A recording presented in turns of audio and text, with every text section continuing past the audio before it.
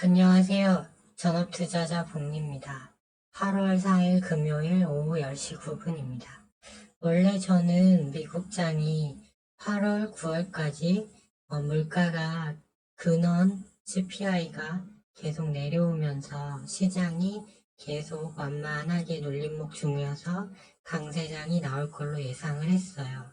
그런데 여기에 두 가지 변수가 발생했습니다. 첫 번째는 일본의 무제한 양적 완화 수정입니다. 이른바 YCC 수정인데요.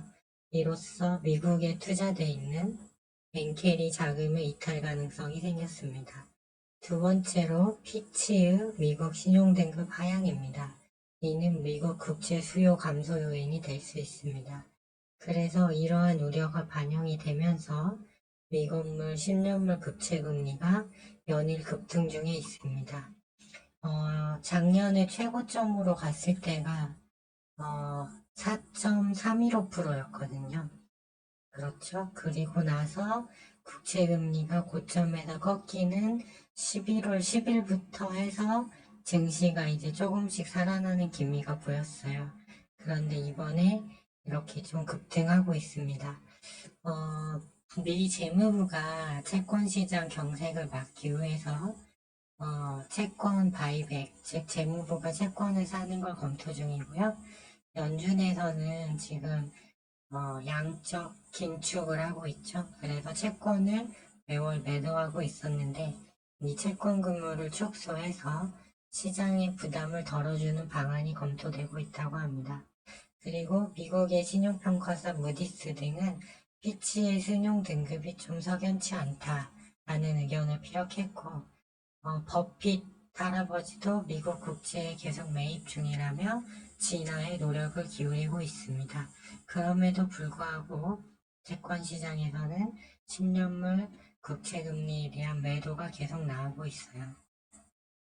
근본적인 원인은 미국 정부가 이제 예산을 마련해야 하고 내년에 또 선거가 있기 때문에 재원을 이 국채를 발행해서 찍어내야 한다는 점입니다. 그래서 장기, 단기 금리 발행 계획이 계속 잡혀 있습니다. 그래서 이 부분에 문제가 생기면 미국의 경색이 올 수 있기 때문에 그래서 일단 시장이 좀 주춤하는 것 같고요. 전통적으로 8, 9월은 증시가 조정이 좀 나왔다는 것도 그런 부분도 좀 작용을 하고 있지 않나 이렇게 보여집니다.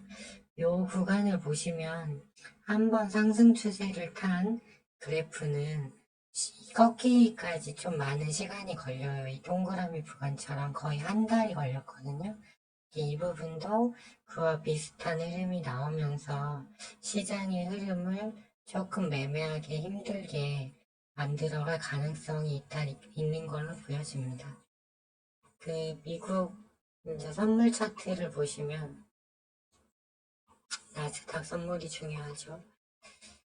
1월부터 상향 박스권을 타고 올라가고 있어요. 그래서 지금 이제 여기서 그냥 고점 터치 못하고 좀 밀리고 있는데 이 음봉이 크게 나와 있잖아요. 이 음봉을 이제 극복을 하는 양봉이 나와주어야 다시 추세가 이어지는 건데 현재는 밑에서 약하게 아래 꼬리를 달고 있죠. 그래서 오늘 뭐 애플이나 아마존 실적 호조로 여기서 더 올라갈 수도 있지만 만일 오늘까지 밀린다면 이 추세 라인 하단까지 내려온다고 보는 게 좀 타당하겠죠? 그렇게 되면 일단 이 구간에 오면 매수 자리가 된다. 이렇게 이해하시면 될 것 같아요. 나스닥 차트, 일간 차트를 봐도 나스닥 선물 차트하고 똑같죠? 여기서 반등이 못 나와서 이 음봉을 극복하지 못하면 추세 하단까지 밀린다고 봐야겠죠. 이런 식으로 이해를 하시면 될 것 같아요. 요즘 외인 기관이 연일 국내 증시를 매도하고 있어요. 특히 금융투자에서 현물을 엄청나게 매도하면서 증시 흐름이 좋지 않습니다. 코스닥 같은 경우는 보면 아직 21선 위에는 있어요. 그래서 추세가 깨진 건 아니지만 아까 그래프에서 보셨듯이 나스닥 지수가 지지대 하단까지 내려온다고 보면 이 하단, 코스피도 이 하단까지 내려온다고 봐야 되겠고, 코스피도 아직 21선 위에 있지만, 만약 미국장이 밀린다면 역시 이 구간처럼 61선 또는 120일 이평선 부분까지 일봉상 조정이 나올 수 있다. 이렇게 이해하시면 될 것 같습니다. 그러다 보니까 지금 2차 전지하고 반도체가 원래 주도하던 시장이었는데 반도체, 2차 전지 모두 약세 흐름으로 가고 있고요. 이 사이에 이제 뭐 중국 의류 관련주, 그다음에 화장품 관련주, 조선주, 그다음에 네이버 이제 인공지능 출시가 이번 달 24일로 다가와서 인공지능, 그다음에 로봇 관련주들이 새로운 섹터로 부상하고 있습니다. 그래서 이제 시장의 수급이 좀 이렇게 다른 데로 퍼진 거죠. 근데 인공지능은 제가 옆에다 과열이라고 써놨죠. 매수하기 적합하지 않다. 로봇도 과열, 의류 과열, 화장품 과열, 조선 과열이라고 써놨죠. 그래서 이제 이거는 저점 매수 구간이라고 좀 보기 어려운 거죠. 그렇게 보면 반도체 추세 약세, 2차 전지 추세 약세, 엔터가 중립이기 때문에 하이브 같은 경우 이 저점 추세 라인에서 반등을 했기 때문에 좀 늘려줄 때 잡아볼 수 있겠어요. YG 엔터도 마찬가지, SM도 이제 그러기 때문에 이런 종목들은 좀 하락이 나올 때 윗하단을 좀 노려볼 수 있겠고요. 이제 이코프로비엔 같은 경우는 계속 아직 이 하단 추세선이 많이 남았어요.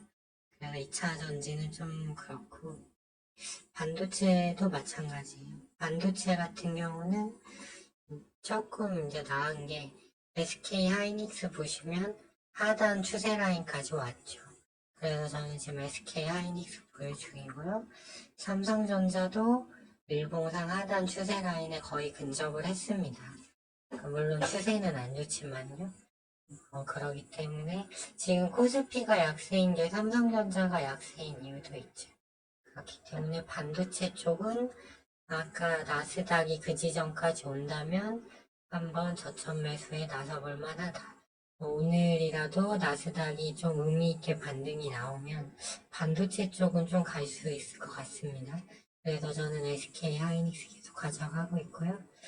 이제 그 외에 바이오 제약 쪽도 인공지능 로봇처럼 새롭게 이제 좀 저점에서 올라오고 있는데 차이점이라면 이쪽은 과열 구간인데 이쪽은 아직 과열이 안 텄다는 거예요. 그래서 제약주 중에 뭐 SK바이오 좀 많이 올라왔네요.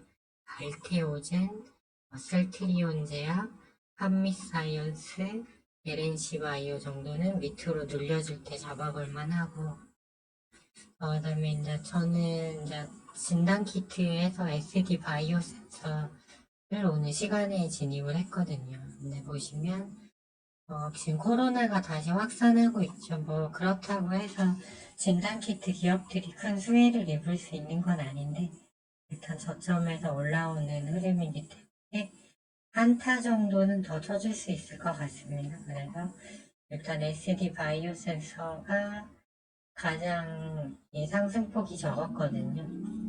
그렇기 때문에 여기서 한번 분봉 추세 보면 올라오고 15분봉이 다시 돌아섰잖아요. 그렇기 때문에 한 번 더 쳐줄 수 있다고 봤고 SK 하이닉스도 내려오다가 여기서 이제 수평 구간이 만들어졌거든요. 그래서 장세만 받쳐주면 위로 다시 치고 갈 수 있는 자리다 일단 이렇게 보고 있습니다.